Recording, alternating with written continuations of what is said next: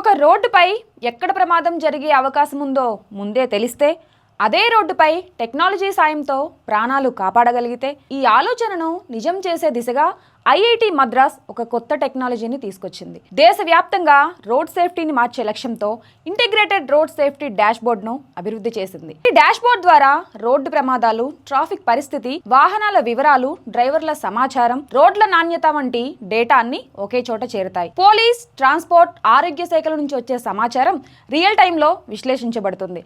దీంతో ప్రమాదాలు ఎక్కువగా జరిగే ప్రాంతాలను ముందుగానే గుర్తించి నివారణ చర్యలు తీసుకోవచ్చు. ఇప్పటి వరకు రోడ్ సేఫ్టీకి సంబంధించిన సమాచారం వేర్వేరు శాఖల్లో విడిగా ఉండేది.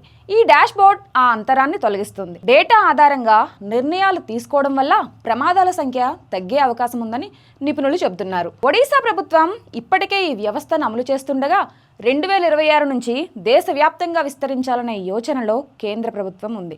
ఇది అమలైతే రహదారులపై భద్రత మరింత మెరుగుపడే అవకాశం ఉంది. మొత్తానికి రహదారి ప్రమాదాలను ఆపే పోరాటంలో టెక్నాలజీని ఆయుధంగా మార్చిన ప్రయత్నంగా ఐఐటి మద్రాస్ రూపొందించిన ఈ డాష్ బోర్డ్ నిల్వనుంది.